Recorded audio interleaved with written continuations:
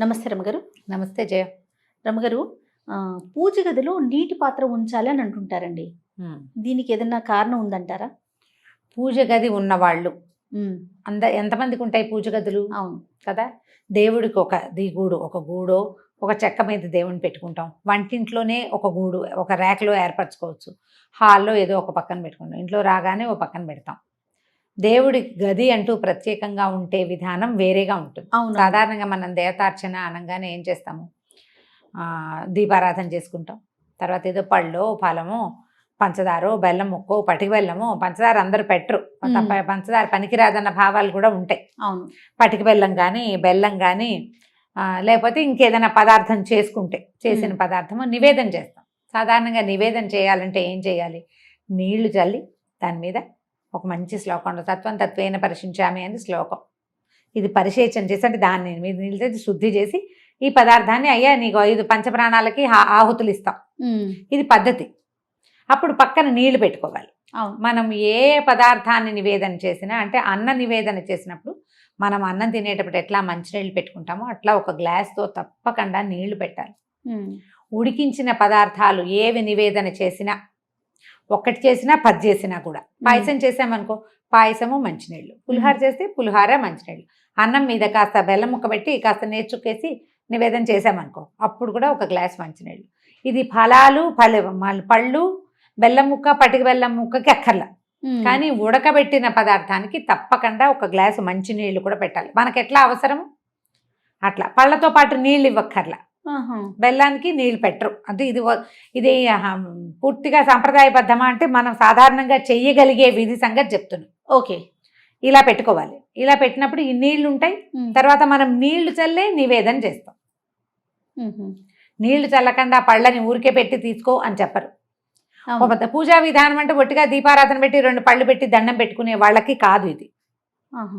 ఇట్లా నివేదనగా చేయగలిగే వాళ్ళకి, ఆ రకమైన మంత్రాలు నేర్చుకునే వాళ్ళకి పుస్తకాల్లో ఉంటాయి. అవి చదువుకుని నివేదన చేయాలంటే, మనం సత్యనారాయణ వ్రతం చేసినప్పుడు బ్రాహ్మణ ఆయన వచ్చినప్పుడు చెప్తాడు కదా, అవును, నీళ్ళు చల్లి చెబుచ్చండి, చేయి చూపించండి, ఇలా చెప్పండి. మనకు మంత్రం చెప్పకపోయినా ఆయన మంత్రం చెప్తాడు, మనతో క్రియ చేయిస్తాడు. అవును కదా, అది అలవాటు చేసుకుంటే ఇలా చేసినప్పుడు మనం నీళ్లు పట్టుకెళ్తాం కదా నివేదన చేయటానికి, పూర్ణిలుగా ఆ నీటిని అక్కడే ఉంచవచ్చు. నీళ్లు జీవనాధారం. నీరు ఎక్కడుంటే అక్కడ జీవం ఉంటుంది. నీరు లేని చోట జీవం ఉండదు కదా. ఆ నీటికి ఆధారభూతమైన వాడు నారాయణుడు, విష్ణుమూర్తి. ఎక్కడ నీరుంటుందో అక్కడ విష్ణువు యొక్క ఇది ఉంటుంది. ఆయన అక్కడ ఉన్నట్టే, జీవం ఉన్నట్టు. మన కథ నడుస్తుంది కదా. నీరు లేకపోతే ఏముంది? పక్షులు కూడా నీటి కోసం వలసపోతాయి వెతుక్కుంటూ, జంతువులు నీటి కోసం వెతుకుతాయి. మనము నీరే కదా మన జీవనాధారం. గాలి ఎంత అవసరమో నీరు కూడా అంతే అవసరం. నీటిలో ఉండేది గాలే కొంత. అవును అవును కదా. కాబట్టి ఈ నీటిని ఇలా గనక దైవం ఎక్కడ పెట్టుకుంటామో అక్కడ నీటిని గనక ఉంచితే అక్కడున్న జీవశక్తి వృద్ధి అవుతుందని ఒక నమ్మకం. ఓకే, మనం ఈ పట్టుకెళ్ళిన నీళ్ళు అక్కడే ఉంచేస్తాం. రేపొద్దున మళ్ళీ ఆ నీళ్ళు తీసేసి ఫ్రెష్ నీళ్ళు పెట్టుకుంటాం. నివేదన చేసేసాక పళ్ళు తెచ్చేసుకుంటాం, కానీ నీళ్లు తీసుకురాము. నీరు అక్కడే ఉంటుంది. మనం నీళ్ళు చల్లడానికి పట్టుకెళ్ళామా? ఈ పట్టుకెళ్ళేవి రాగి పాత్ర అయ్యి అయితే దాంట్లో ఒక తులసి దళం కానీ వేసి కనుక, నులతలు లేకపోయినా పర్వాలేదు, వేసి పెట్టుకుంటే మర్నాడు పొద్దున నీరు తాగచ్చు కూడా మనం. ఓకే, శుద్ధంగా ఉంటే. దుమ్ము అవి పడితే కాదు. ఆ నీళ్ళని ఏం చేస్తాం? ఒకళ్ళు తాగలేదు, మొక్కల్లో అది చేస్తాం కదా. ఇట్లా నీటిని గనక ఉంచితే ఏమవుతుందంటే, మనకి భగవంతుడిని మనం ఎక్కడ స్థాపన చేసి మనం నమ్ముతాం. మన ఇంట్లో పూజ గదిలోనో దేవుడి గుడి దగ్గర కూర్చుని మనసు ప్రశాంతంగా ఉంటుంది. అక్కడున్న ఆ శక్తి వృద్ధి అవుతుంది ఈ నీటిని ఉంచటం వల్ల. ఒకవేళ మనకి ఇలా అవకాశం లేదు, గది లేదు, కింద కూర్చునే వీలు లేదు, ఎక్కడో గోడకు ఒక కాయ చెక్క పెట్టుకున్నాము, దేవుడి పటాలన్నీ పెట్టుకుంటాం. తెల్లవారుగానే ఏదో 2 పువ్వులు పెట్టుకుని కాస్త దీపం పెట్టుకుని అగరత్తులు వెలిగించు దండం పెట్టుకుంటాం. అక్కడ కూడా మీరు ఒక గ్లాసు నీళ్ళు పెట్టుకోవచ్చు.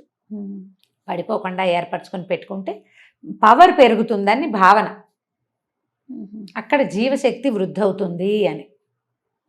అవకాశం ఉంటే పెట్టుకోండి, అవకాశం లేకపోతే మనస్ఫూర్తిగా ఒక నమస్కారం చేయండి. ఇందుకు పెడతారు అని చెప్తున్నాం, కానీ పెట్టి తీరవలసిందేనని మాత్రం లేదు. ఓకే, పెట్టాల్సిందే అని కాదు.